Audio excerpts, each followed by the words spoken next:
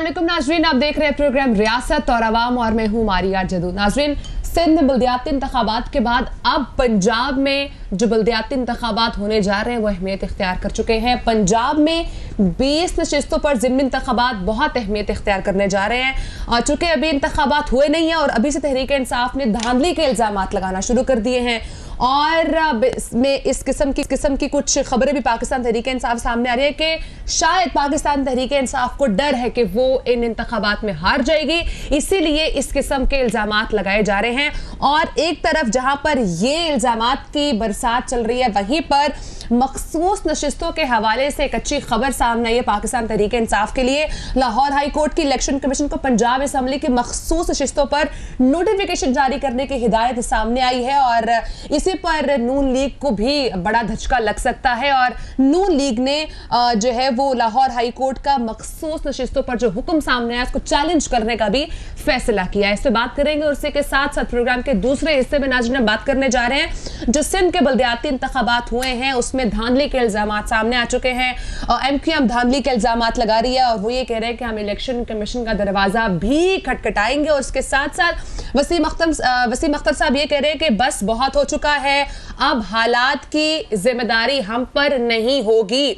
और उसी के साथ साथ वसीम अख्तर ने बहादुराबाद का जो मरकज है उसको ताले लगाकर अवाम में आने की भी धमकी दी है। लेकिन जहां पर एमक्यूएम इस वक्त धमकियां दे रही है और धांधली के इल्जामात लगा रही है, वहीं पर अगर हम बात करें पाकिस्तान पीपल्स पार्टी की तो वो मुतमईन नजर आ रही है। शर्जील मेमन साहब ये कह रहे हैं कि मुआहदे पर कायम है, एमक्यूएम को कहीं नहीं जाने देंगे। इमरान इस्माइल साहब ये कह रहे हैं कि एमक्यूएम वापस आना चाहे तो हम खुशामदीद कहेंगे। सो इस वक्त एमक्यूएम के लिए दरवाजे पीपल्स पार्टी में भी खुले हैं और पाकिस्तान तहरीक इंसाफ में भी खुले हैं। तो एमक्यूएम क्या रास्ता इख्तियार करेगी? चूंकि मुआहदों पर अमल दरामद ना होने की सूरत में इस वक्त एमक्यूएम काफी नाराज नजर आ रही है, तो उसमें बात करेंगे। उसके साथ साथ नाज़रीन प्रोग्राम में हम बात करने जा रहे हैं उन हुकूमती फैसलों की जिनकी वजह से इस वक्त जो आगे आने वाला जो वक्त है उसमें अच्छी खबरें आने वाली हैं और इन्हीं हुकूमती इक़दामात के बाद अच्छी खबर अगर हम उसकी आज डिस्कस करें तो वो आ रही है मुल्क में पेट्रोलियम मसनूआत की खपत में बड़ी कमी जो है वो रिकॉर्ड की गई है। खपत कम होने से जो इम्पोर्ट बिल है उसके कम होने का भी इम्कान है, इस पर भी हम बात करेंगे। नाज़रीन प्रोग्राम में ये 3 टॉपिक्स इसमें हम बात करने जा रहे हैं। ब्रेक के बाद हम इन टॉपिक्स का 1 बाय 1 पे बात करेंगे। आपने कहीं जाना नहीं, हमारे साथ ही रहिएगा।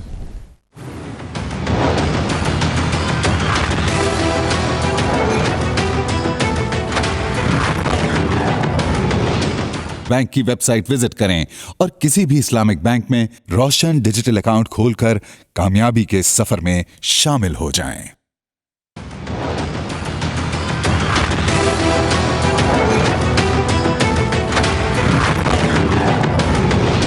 वेलकम बैक नाज़रीन प्रोग्राम का आगाज करेंगे कुछ हुकूमती इक़दामात के हवाले से। इसमें बात करने के लिए हमारे साथ नुमाइंदा पब्लिक न्यूज़ भी मौजूद है राजा उस्मान साहब। उस्मान, मुझे बताइएगा जो हुकूमती इक़दामात हैं, क्योंकि इनिशियली एक्सपेक्ट किया जा रहा था कि सख्त इक़दामात हैं, लेकिन वज़ीर आज़म शहबाज शरीफ साहब बार बार एक ही बात करते थे कि ये फैसले अभी सख्त हैं लेकिन इनके रिजल्ट्स बाद में अच्छे आएंगे। तो अभी जो हमने एक फर्स्ट रिजल्ट भी देखा, जो मुल्क में पेट्रोलियम मसनूआत की खपत है उसमें काफ़ी कमी, रिकॉर्ड कमी वाज़े हुई है। तो मुझे बताइएगा इससे क्या फ़ायदा होने जा रहा है आगे मुल्क को, क्योंकि इससे तो इम्पोर्ट बिल में भी फिर कमी आएगी।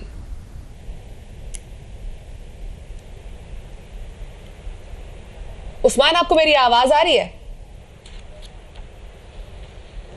उस्मान, अगर आपको मेरी आवाज़ आ रही है तो कहिएगा। जो मुल्क में पेट्रोल की खपत पे बड़ी कमी वाज़े हुई है और इससे जो इम्पोर्ट बिल है उससे कम होने का भी इम्कान जो है वो नज़र आ रहा है। पाकिस्तान में अगर तेल की खपत की बात करें तो उसमें 20% तक नाजरीन कमी का रुझान जो है वो देखा गया और मुल्क में योमिया जो अगर हम बात करें कितनी खपत आती तो वो 25,000 टन से कम होकर 18 से 19,000 टन तक जो है वो रह चुकी है। और 16 जून के बाद से पेट्रोल की अगर बात की जाए, डीजल की बात की तो उसमें योमिया खपत में काफ़ी कमी भी वाजे हुई है। और उससे बात करते हुए जो ऑयल कंपनीज हैं, जब उनसे बात की तो उन्होंने ये बताया कि अगर यही रुझान अगर बरकरार रहा तो ऑयल इंपोर्ट कम होगी, जिससे इंपोर्ट बिल कम होने का भी इम्कान है? इस पे बात करने के लिए हम उस्मान से नाज़रीन राब्ता करने की कोशिश कर रहे हैं कि हम उनसे बात करेंगे कि इससे आगे क्या फ़ायदा होगा, कितना फ़ायदा होगा। क्योंकि अगर हम पेट्रोल की बात करें तो पेट्रोल के हवाले से अगर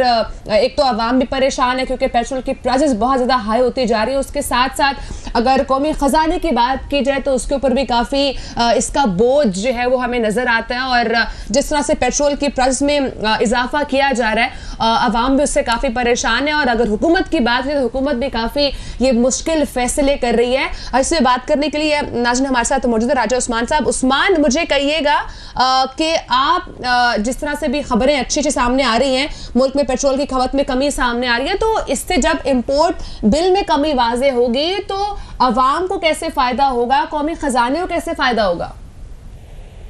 देखें, हुकूमत पेट्रोलियम मसनूआत खरीदती है आलमी मार्केट से, और इसकी खपत जो इस वक्त है पेट्रोलियम मसनूआत की वो कम 25,000 टन जो है वो यूमिया है, और इसमें 20% जो है कमी आई है। और ये 16 जून के बाद इसमें अच्छी खासी कमी आई है, और कहा यह जा रहा है कि खपत कम होकर 18 से 19,000 टन रह गई है।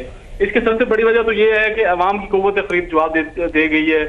जिस तरह डीजल की कीमत में इजाफा हुआ है, पेट्रोलियम मसनूआत की कीमतों में इजाफा हुआ है, पेट्रोल की कीमत में इजाफा हुआ है, तो काफी सारे लोग अब उन्होंने गाड़ियों का इस्तेमाल कम कर दिया है, और बजाय इसके कि वो गाड़ियों का इस्तेमाल करें, उन्होंने मेट्रो सर्विस या जो दीगर सर्विसेज हैं जो उनके लिए ईजी हैं उनका इस्तेमाल शुरू कर दिया। तो इस वजह से पेट्रोलियम मसनूआत की जो खपत है उसमें कमी आई है। इसका फायदा ये हो सकता है कि हुकूमत जो पेट्रोल इंपोर्ट करती है, जो इंपोर्ट बिल है उसमें वाज़े कमी आएगी और कौमी खजाने को इससे फायदा हो सकता है। लेकिन बज़ाहिर सूरत हाल ये है कि अवाम की कुव्वत खरीद जो है जवाब देती जा रही है।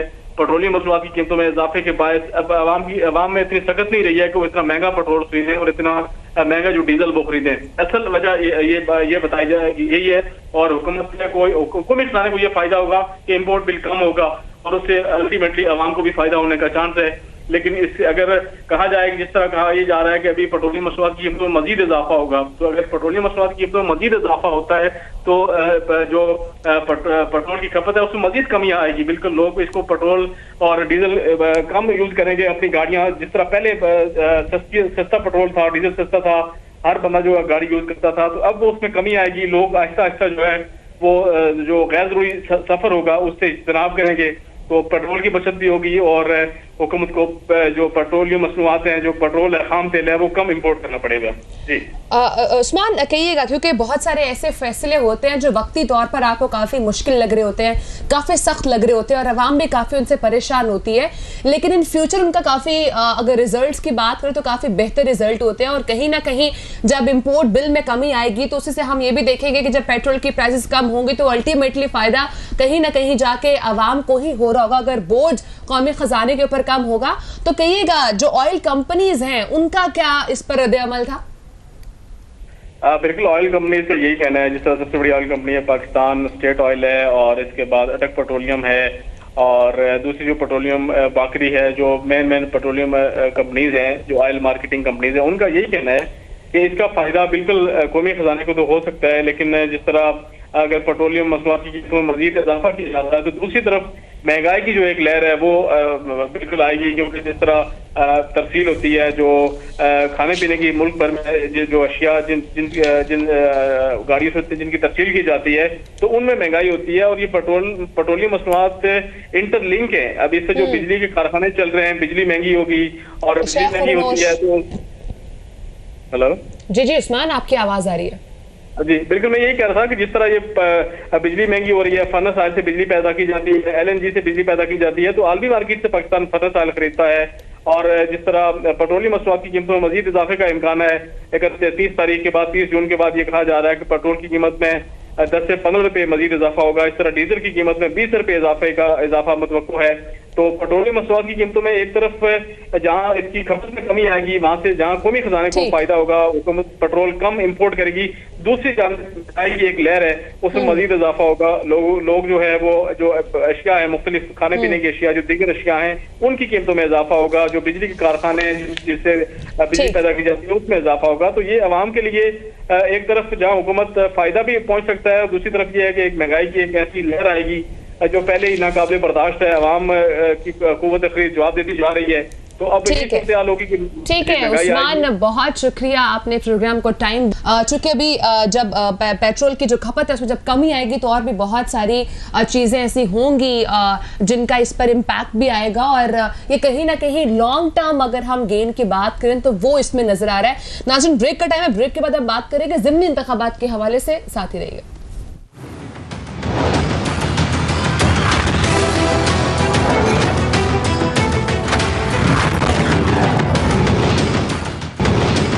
वेलकम बैक नाजरीन, सिंध के बल्दियाती इंतखाबात में धांधली के इल्ज़ामात जो हैं वो हमें नज़र आ रहे हैं, और इसी के ऊपर MQM जो है वो धांधली का इल्ज़ाम लगा रही है, और MQM का ये कहना है कि वो इलेक्शन कमीशन का भी जो है वो दरवाज़ा खटखटाएंगे। और इसी पर वसीम अख्तर साहब ये बात कर रहे हैं, वो ये कह रहे हैं कि बस बहुत हो चुका है, अब हालात की जिम्मेदारी हम पर नहीं होगी, और उन्होंने धमकी भी दी। उन्होंने कहा है कि बहादुराबाद मरकज़ पारे लगाकर हम अवाम में जाएंगे। इससे बात करने के लिए हमारे साथ MQM पाकिस्तान के रहनुमा मौजूद हैं, सलमान मुजाहिद बलोच साहब। सर, बहुत शुक्रिया प्रोग्राम को टाइम दिया। सर, कहिएगा, एक तरफ तो आप मुआहिदों पर नाराज हैं ही हैं, उस पर तो बात करेंगे ही करेंगे, लेकिन आपकी जमात इस वक्त इल्जामात लगा रही है धांधली के। वो ये कह रहे हैं कि धांधली हुई है, हम इलेक्शन कमीशन जाएंगे। सर, किस किस्म की धांधली हुई है? जी बहुत शुक्रिया। देखें, हमने जो है इलेक्शन कमीशन पाकिस्तान में मुतअद्दिद बार ये शिकायत दर्ज कराई कि जो हल्का बंदियाँ हो रही हैं, ख़ास करके सिंध में, ख़ास करके कराची और हैदराबाद में, उसका नोटिस लिया जाए, और जो डीलिमिटेशन कमेटीज़ जो बनाई गई हैं उसमें जो है वो सुप्रीम कोर्ट का फ़ैसला भी है, सिंध हाई कोर्ट का फ़ैसला भी है 2014 का, और आईन पाकिस्तान का आर्टिकल 220 है, इलेक्शन एक्ट 2017 का आर्टिकल 222 है। वो ये कहता है कि जो सूबाई हुकूमत के अफसरान होंगे, लेकिन असीस, वो सिर्फ असीस कर सकते हैं, मैनेज नहीं कर सकते। लेकिन सिंध में क्या हुआ है, उन्होंने रेवेन्यू अफसरान को जो है वो डिलिमिटेशन कमेटी का हिस्सा बना दिया। अब वो डायरेक्टली जो है वो सबऑर्डिनेट है गवर्नमेंट ऑफ सिंध के। उन्होंने जो है वो यहाँ पे जो हल्का बंदियाँ की हैं उसके हवाले से हमारे पहले भी तहफ़्फ़ुज़ात थे। इलेक्शन कमीशन ऑफ पाकिस्तान ने नहीं सुना, हम सिंध हाई कोर्ट में गए। सिंध हाई कोर्ट में 23 जून को बड़ी डिटेल में समाअत हुई, लेकिन शोमई किस्मत के 24 जून को जो है वो एक लाइनर फैसला देके कि this petition is hereby dismiss, reasons to be recorded later, और जो है वो हमारी पिटिशन डिसमिस कर दी गई, जिसमें जो है बैरिस्टर फ़रोग नसीम साहब ने बड़ी डिटेल में बताया। मसलन हमारे जो इलाके हैं MQM पाकिस्तान के, वहाँ पे जो है आपने 80,000 पे 82,000 पे यूसी बना दी, और जो मुखालफिन के इलाके हैं वहाँ पे आपने जो 45,000 पे एक यूसी बना दी। ये तो शुरू में एक जेरीमैंडरिंग सामने आ गई। इसके अलावा आपने देखा कि हमने मुअत्तल करने, इलेक्शन को मुलतवी करने का 3 माह के लिए यह भी इस्तदा की थी। उसमें गवर्नमेंट ऑफ सिंध भी हमारे साथ ऑन बोर्ड थी, सिलेक्ट कमेटी बनी थी तमाम पॉलिटिकल पार्टीज की। उसमें ये लिखा गया कि 3 माह के लिए जनाब तमाम ये 3 माह के लिए बल्दियाती इलेक्शन को मुअत्तल किया जाए, ताकि बेसिक जो 2013 का जो एक्ट है लोकल गवर्नमेंट का, उसमें बेसिक लेजिस्लेशन हो सके। MQM पाकिस्तान ने इस हुकूमत के साथ माहिदा करके, पीपल्स पार्टी के साथ माहिदा करके अपनी 51 अमेंडमेंट जो है, तजावीज़ जो है सिंध गवर्नमेंट को जमा कराई है कि इसको बल्दियाती कानून का हिस्सा बनाइए, ताकि जो ग्रास रूट लेवल पे जो डेमोक्रेसी का जो एक कॉन्सेप्ट है, आइन के आर्टिकल 140A के तहत पे सुप्रीम कोर्ट का फैसला भी इस हवाले से आ चुका है कि आइन के आर्टिकल 140A को in true spirit and later जो है वो इम्प्लीमेंट किया जाए। गवर्नमेंट ऑफ सिंध को डायरेक्शन दी है, लेकिन अब तक हमारी उस जो तरामीम है उनके ऊपर कोई खातिर ख्वाह पेशरफ नहीं हुई। 2 माह का अरसा गुजर चुका, पीपल्स पार्टी की हुकूमत ने कोई भी पेशरफ नहीं की, माहिदे की एक शिक पे भी जो है वो अमल नहीं किया। प्लस ये कि नशिस्तन गुफ्तन बर्खास्तन पे मामला चल रहे हैं। और आपने देखा कि कल का जो इलेक्शन जो सिंध के जो 14 डिस्ट्रिक्ट जो इस्लाम में हुआ, 14 डिस्ट्रिक्ट में जो हुआ, उसमें आपने देखा कि किस तरह से एक सूबाई हुकूमत ने, पीपल्स पार्टी की सूबाई हुकूमत ने किस तरह से अपनी धौंस, धांधली, धमकी, दहशतगर्दी, गोलियां चलाई, बदमाशी की, लाठियों का इस्तेमाल, डंडों का इस्तेमाल, मुखालफिन को कुचल के रख दिया। डाकू आ गए कच्चे के, उन्होंने जो है पोलिंग अमले को ही उठा लिया, डब्बे भी उठा के ले गए, और कोई पूछने वाला नहीं है। पुलिस वहां पर थी, लेकिन पुलिस तो उनके फैसिलिटेटर थी। इलेक्शन कमीशन ऑफ पाकिस्तान की मुकम्मल नाकामी नजर आई है, क्योंकि बेसिक फंक्शन इलेक्शन कराना इलेक्शन कमीशन ऑफ पाकिस्तान का काम है, लेकिन इलेक्शन कमीशन ऑफ पाकिस्तान ने हमारी दरखास्त को नहीं सुना। अब कल जाके कहा है कि इलेक्शन कमीशन ऑफ पाकिस्तान ने ठीक है सर, इलेक्शन कमीशन वाली बात पर भी आते हैं, लेकिन उससे पहले ये कहिएगा, आपने कहा कि सिंध हुकूमत हमारे साथ थी कि 3 माह तक हम ये इंतखाबात को मुलतवी करवाएंगे और उसके बाद होगा, बिकॉज आप लोगों ने कुछ बेसिक लेजिस्लेशन करवानी थी। तो ये 3 माह का वक्त क्यों चाहिए था आपको? देखें, असेंबली पहले तो सबसे पहले जो हमारी जो तरामीम है वो सबसे पहले सिंध काबीना ने पास करनी है। जो मुज़ाकरात चल रहे हैं हमने ड्राफ्ट बना के दे दिया है उन्हें। अब वो पीपल्स पार्टी की जो सिंध गवर्नमेंट है उन्होंने काबीना से पहले मंजूरी लेनी है, उसके बाद उसको सिंध असेंबली में पेश करना है। जो फाइनली जो उसमें जो मंजूरी देनी है, जो मंजूर हो तो सिंध असेंबली से होना है, लेकिन उस पर अब तक कोई भी अमली काम नहीं हुआ। 2 माह का अर्सा गुजर चुका, मीटिंग्स भी हुई, लेकिन जो कोर कमेटीज जो बनी है दोनों पार्टीज की, उसके भी कोई 20 दिन से ज़्यादा हो गए, एक मीटिंग नहीं हो सकी। प्लस फिर जहाँ पर कल MQM जीत रही थी मीरपुर खास में, नवाब शाह में, सक्खर में, जो MQM के रिवायती वोटर है, रिवायती हल्का है, वहाँ के जो वोटर्स थे उनको एक तो रोका गया, उनके वोट्स को जो है दूर दराज इलाकों में डाल दिया गया। अच्छा, फिर इलेक्शन कमीशन ऑफ पाकिस्तान ने 2 काम कर दिए हैं, एक हतमी लिस्ट, एक गैर हतमी लिस्ट। हालांकि इलेक्शन 2017 ये कहता है कि एक कॉमन इलेक्टोरल रोल होगा जिसके ऊपर जनरल इलेक्शन भी होगा, लोकल गवर्नमेंट का भी इलेक्शन होगा, लेकिन हमारे अब तक जो नताइज है उनको रोका गया है। अब तक जो हमारी रिवायती सीटें थी वहां से भी हमें हराया गया है। ये आप हमें अपने इत्तेहादियों के साथ कर रहे हैं सिंध में, ये आप अपने कोलिशन पार्टनर के साथ कर रहे हैं। आप यहीं से आपके पॉइंट को आगे लेकर जाऊं, इस बात की समझ नहीं आ रही, पाकिस्तान पीपल्स पार्टी आपके इत्तेहादी है और आप इलेक्शन कमीशन पर इल्जामात भी लगा रहे हैं, इमरान खान साहब भी इलेक्शन कमीशन पर इल्जामात लगा रहे हैं, कुछ गेम अंदर पक के आ रहा है, ये समझ नहीं आ रहा। मारिया साहिबा, देखिए, हम तो इलेक्शन कमीशन ऑफ पाकिस्तान से इस्तदा कर रहे हैं कि नोटिस लें इन चीज़ों का। अब जो है शहर कराची और हैदराबाद में सेकंड फेज में 24 जुलाई को इलेक्शन होना है बल्दियात का। अगेन, अगर यही हाल रहा, यही हल्का बंदियाँ रहीं, यही जेरीमैंडरिंग रही, यही मामलात रहे, क्योंकि बुनियादी जिम्मेदारी इलेक्शन को कंडक्ट कराना इलेक्शन कमीशन ऑफ पाकिस्तान का काम है।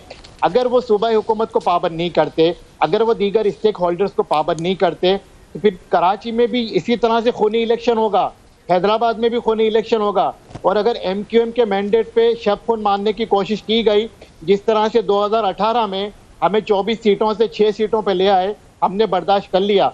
आज जो वसीम अख्तर साहब ने प्रेस कॉन्फ्रेंस की है, उसका भी लब्बे लुबाब यही है कि फिर आप हमें मजबूर कर रहे हैं कि हम अपने दफातर पे ताला लगाएं और सड़कों पे आ जाएं।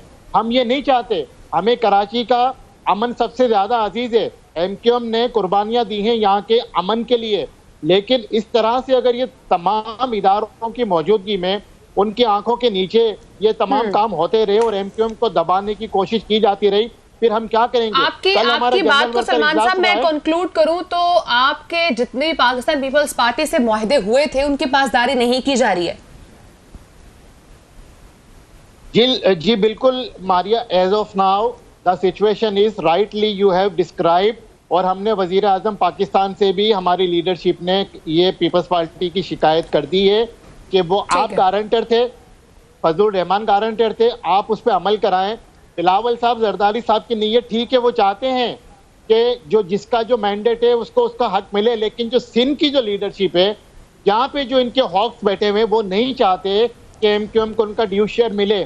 प्लस कल हमारा जनरल वर्क का इजलास हुआ, उसमें हमारी लीडरशिप ने हमारे कारकुनान को एतमाद में ले लिया है और ये इशारा भी दे दिया है कि अगर हमारे मुतालबात, जायज़ मुतालबात, हमारी रिजर्वेशन, हमारे तहफ़्फ़ुज़ात दूर नहीं होते तो हो सकता है कि MQM इस हुकूमत को भी छोड़ दे।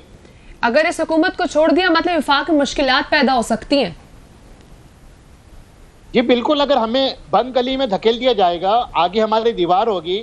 वजीर आजम सुनने को तैयार नहीं है, फजलुर रहमान साहब सुनने को तैयार नहीं है, जरदारी साहब सुनने को तैयार नहीं है, लंदन में बैठे हुए नवाज शरीफ साहब सुनने को तैयार नहीं है। सलमान साहब, अगर पाकिस्तान तहरीक इंसाफ की बात की जाए, जब उनकी हुकूमत थी तब यही कहा जा रहा था कि पाकिस्तान तहरीक इंसाफ भी आपकी बात नहीं सुन रही, आपके मुआहदों को पूरा नहीं कर रही, इसीलिए आप उनके साथ नहीं रहना चाहते हैं। लेकिन जब वो हुकूमत चली गई, दूसरी हुकूमत आई, अब यही बातें हो रही है कि ये मौजूदा हुकूमत, जो इत्तेहादी हुकूमत है, भी आपके मुतालबात नहीं मान रही है। और जब ये हुकूमत आई तो आपने ये कहना शुरू कर दिया कि पाकिस्तान तहरीक इंसाफ की हुकूमत इससे बेहतर थी और कहीं ना कहीं कोई ना कोई हमारे मुआहदे माने जाते थे। अभी इमरान इस्माइल साहब आपको दावत भी दे रहे हैं, वो ये कह रहे हैं MQM वापस आना चाहे तो खुशामदीद कहेंगे। क्या इरादा रखते हैं? दोबारा से पाकिस्तान तहरीक इंसाफ का हिस्सा तो नहीं बनने जा रहे? देखें मारिया, सियासत में कोई भी हरफ आखिर नहीं होता, मुज़ाकरात चलते रहते हैं, बातें चलती रहती हैं, ना कोई दुश्मनी होती है परमानेंट, ना कोई दोस्ती होती है। लेकिन मैं इतना ज़रूर बताऊं कि इमरान इस्माइल साहब और अली ज़ैदी साहब ने कल जो कहा है कि सुबह का भूला शाम को घर वापस आ जाए, उसे भूला नहीं कहते। तो मैं ये बताऊं कि जब MQM ने तहरीक इंसाफ की हुकूमत को बनाया, उनके साथ खड़ी रही 4 साल तक तकरीबन, तो MQM नफिस थी, MQM के लोग नफिस थे। जैसे ही MQM ने बतौर सियासी जमात अपना फैसला किया और इस कोलिशन गवर्नमेंट के साथ आई, तो इमरान खान साहब के बयानात जलसों में रिकॉर्ड पे हैं कि ये MQM कातिल है, ये MQM भत्ताखोर है, ये MQM दहशतगर्द है, पता नहीं ये MQM क्या क्या है। और ये अली ज़ैदी साहब और ये इमरान इस्माइल साहब पता नहीं क्या क्या कहते रहे कि ये मफाद परस्तों का टोला है, ये फलां है, ये मौका परस्त है। तो मैं समझता हूँ कुछ तो शर्म होती है अपनी बात को करने से। वही गालिब का शेर है ना मारिया साहिबा, कि काबे किस मुंह से जाओगे गालिब, कि शर्म तुमको नहीं आती, थोड़ी सी शर्म तो कर लें। पहले नफिस थे, हुकूमत छोड़ी, गिराई, तो फिर बदमाश हो गए, अब फिर अब दावत दे रहे। तो भाई एक जगह खड़े हो जाएं। आपने हमारे मिसिंग पर्सन को बाजियाब नहीं कराया, आपने हमारे सियासी दफातर को नहीं खुलवाया, आपने हम पे जो 10 साल से गैर एलानिया जो सियासी पाबंदी लगी हुई है उसको आपने जो है नहीं खत्म करवाया। तो आप किस मुंह से MQM को बात करते हैं? MQM ने अपना फैसला किया है। प्लस अब तक जो हमारी गवर्नर है नामजद मोहतरमा नसरीन जलील साहिबा, उनकी तकर्री नहीं हो सकी, 2 माह हो गए।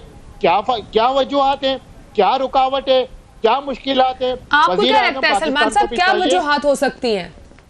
कोई जमात आपको साथ अगर नहीं लेकर चल रही, आपके मुआहदे नहीं पूरे करे, तो आप क्या समझते हैं क्या वजूहात हो सकती है? देखिए मारिया, सबसे बड़ी आपकी जो इंटेंशन है ना, जो आपकी नीयत है, उसका अमल दखल होता है। अगर आपका इरादा मुसल्लम है, अगर आपकी नीयत साफ है, अगर आप किसी को कुछ देना चाहते हैं, किसी के साथ चलना चाहते हैं, तो मैं समझता हूँ कोई रुकावट माने नहीं रखती। और सियासत में कोई भी चीज़ माने नहीं रखती। सियासत के सीने में दिल नहीं होता, कभी मुश्किल फैसले होते हैं, कभी आसान फैसले होते हैं। ये इत्तेहादी जमातों को समझना चाहिए। जो वजीर आजम आज बन के बैठे हैं, वफाकी वज़रा बन के बैठे हैं, MQM के मरूने मिन्नत है। जो सूबों में बैठे हैं, पंजाब का वजीर आला बैठा हुआ है, MQM की मरूने मिन्नत है। इस बात को समझना चाहिए। अगर MQM ने अपना सियासी फैसला किया, जो कि वो करने को तैयार है, अगर हमारे मुतालबात तहफ़्फ़ुज़ात दूर नहीं होते, अगर आपके मुतालबात में से एक मुतालबा, सलमान साहब sorry to cut you off, but आपके मुतालबात में से एक मुतालबा महंगाई भी था। जब पाकिस्तान तहरीक इंसाफ की हुकूमत थी तो आप लोग कहते थे कि महंगाई बहुत है। खालिद मकबूल सिद्दीकी साहब बार बार ये कहते थे कि महंगाई इतनी ज्यादा है कि इनके साथ रहना जवाज नहीं बनता। अब तो महंगाई उससे भी ज्यादा है। कोई दो राय नहीं है, कोई दो राय नहीं है मारिया। उसमें पहले भी हमारा यही स्टांस था, अभी भी हमारा यही स्टांस है। हमने काबीना में भी आवाज़ उठाई है, हमने मीडिया पे भी आवाज़ उठाई है, हमने कम्युनिकेट भी किया है। लेकिन आप देखेंगे जब जो MQM का सबसे बड़ा मसला है, हमारे लापता कारकुन आने, हमारे दफातर बंद हैं, हमारे शहर में तरक्की नहीं हो रही, यहाँ लोड शेडिंग का इतना बड़ा मसला चल रहा है, जो लोड शेडिंग का जीन बेकाबू हो चुका है, जो के इलेक्ट्रिक है वो अपने नख पे नख बढ़वाता जा रहा है नेपरा से, ये भी एक नेक्सेस है। कराची में पानी का मसला, K4 का मसला कोई करने को तैयार नहीं है, ट्रांसपोर्ट का मसला कोई हल करने को तैयार नहीं है। जो मैंडेट रखते हैं यहाँ पे, जिनका प्योर मैंडेट है, उसको कोई मानने को तैयार नहीं है। MQM को कोई एम्पावर करने को तैयार नहीं है। तो आप देखिए, आपने जो है 22 अगस्त के बाद MQM पाकिस्तान ने अपना भरपूर किरदार अदा किया है, पाकिस्तान की सालमियत की खातिर, पाकिस्तान की खातिर, पाकिस्तान के अमन की खातिर, कराची और सिंध के अमन की खातिर। और एक बात और में याद रखनी चाहिए कि अगर कराची चलता है तो पाकिस्तान चलता है। 70% रेवेन्यू कराची वफाक को देता है, 90% रेवेन्यू कराची सिंध हुकूमत को देता है। लेकिन हमें मिलता क्या है कराची वालों को? ऊंट के मुंह में जीरा।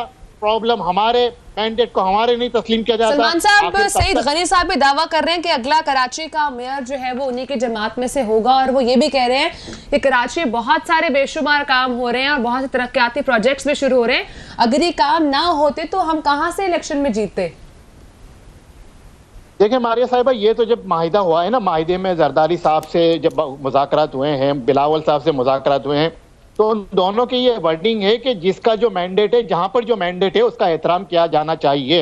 यानी अगर MQM का मैंडेट कराची और हैदराबाद में है तो उसका एहतराम किया जाएगा। और अगर इंटीरियर सिंध में पीपल्स पार्टी का मैंडेट है तो MQM उनका एहतराम करेगी, शहरी इलाकों के अलावा। लेकिन सईद गनी साहब की ये जो बातें चल रही हैं, ये मैं समझता हूँ यही वो बदनीयती है, यही वो इल इंटेंशन है, यही वो बेड कॉन्सेप्शन है जो कंफ्यूजन पैदा कर रहा है। मैंने कहा ना, जरदारी साहब चाहते हैं एमक्यूएम को साथ लेके चलें, बिलावल साहब चाहते हैं एमक्यूएम को साथ लेके चलें, लेकिन जो सिंध हुकूमत के जो हॉक्स हैं, जिनके यहाँ पे कराची के केएमसी में, डीएमसी में, महकमों में जो है वो अपने अपने मुफादात हैं, वो नहीं चाहते कि एमक्यूएम का मैंडेट एमक्यूएम को दिया जाए। लेकिन एमक्यूएम 40 साल से अवाम की ताकत से इस मैंडेट को कायम रखती आई है। आइंदा भी कराची और हैदराबाद का मेयर, यहाँ के डिस्ट्रिक्ट चेयरमैन, टाउन चेयरमैन, इंशाअल्लाह ताला अवाम के वोट से, अवाम की ताकत से एमक्यूएम पाकिस्तान के होंगे। और मैं समझता हूँ कि लीडरशिप में एमक्यूएम पाकिस्तान की लीडरशिप, खालिद मकबूल सिद्दीकी साहब, और पीपल्स पार्टी की लीडरशिप, जरदारी साहब, पीएमएलएन की लीडरशिप, नवाज शरीफ साहब, शहबाज शरीफ साहब, उसमें यह सेंस प्रेवेल करता है, सैनिटी प्रेवेल करती है कि मामला को अफवाह व तफहीम से हल किया जाना चाहिए। हम क्या मांग रहे हैं? हम ये मांग रहे हैं जो हमारे बेसिक मुतालबात हैं, कानून साजी है बल्दियात के हवाले से, उसको आप हल कर दीजिए। अगर जाती तौर पे अगर हमने कुछ मांगा है, हम तो सिंध काबीना में भी नहीं जा रहे, हमने कराची का एडमिनिस्ट्रेटर लेने से मना कर दिया है, केएमसी का। हम कह रहे हैं जो एम्पावर करता है लोकल गवर्नमेंट को, आप वो कर दीजिए। जो हमारे मिस्टेक पर्सन है उनको बाजियाब करा दीजिए, हमें सियासी आज़ादी दे दीजिए, हमें जो है दफातर खुलवा दीजिए। अगर नहीं खुलवाते आपकी मर्जी, लेकिन फिर हम से शिकवा मत कीजिएगा, हम फिर अपना फैसला अपने हिसाब से अपने मुताबिक करेंगे।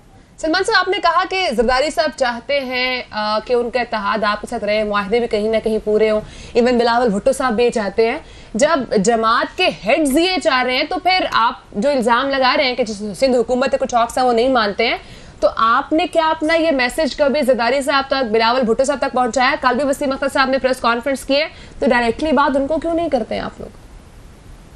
जी मारिया साहिबा, देखें पिछले दिनों, पिछले महीने 2-3 मुलाकात जरदारी साहब से कराची और इस्लामाबाद में हो चुकी हैं, बिलावल साहब से भी हो चुकी है, उन्हें कम्युनिकेट कर दिया गया है।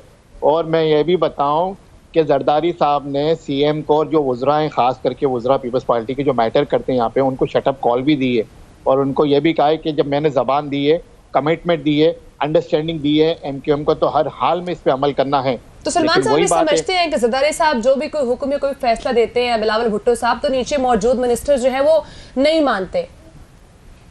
मानते या नहीं मानते एक अलग बात है, लेकिन वो गिमिक करते हैं, घुमाते हैं, ऐसे नहीं ऐसे, आज नहीं करेंगे कल करेंगे, परसों करेंगे सर, ऐसे नहीं वैसे हो जाएगा। अब देखिए, अब हमारे पास वाहिद रास्ता यही है, वजीर आजम साहब को बता दिया, जरदारी साहब को बता दिया, बिलावल साहब को बता दिया, 3 दिन से 2 दिन में 3 प्रेस कॉन्फ्रेंसेस कर ली, तो ये भी एक मीडिया के थ्रू मैसेज ही जा रहा है ना।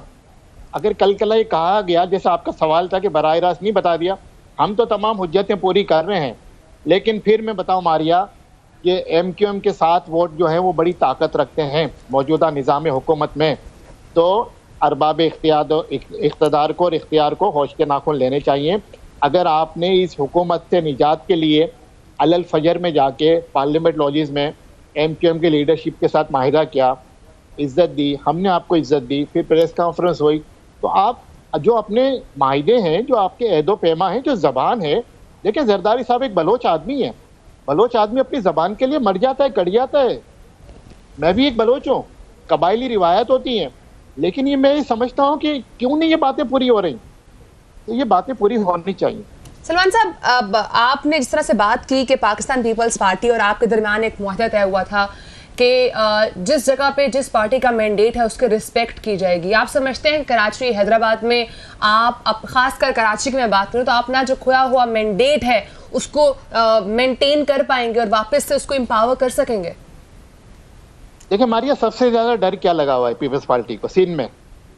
जो नई मर्दमशुमारी होनी है, जो एमक्यूएम का मुतालबा था, जो 2017 की जो मर्दमशुमारी थी, एमक्यूएम ने उसको रद्द कर दिया, क्योंकि ये शहर कमोबेश तकरीबन 3 करोड़ आबादी वाला शहर है, लेकिन हमें आधा गिना गया और हमें 1 करोड़ 60 लाख गिना गया, 3 करोड़ नहीं गिना गया।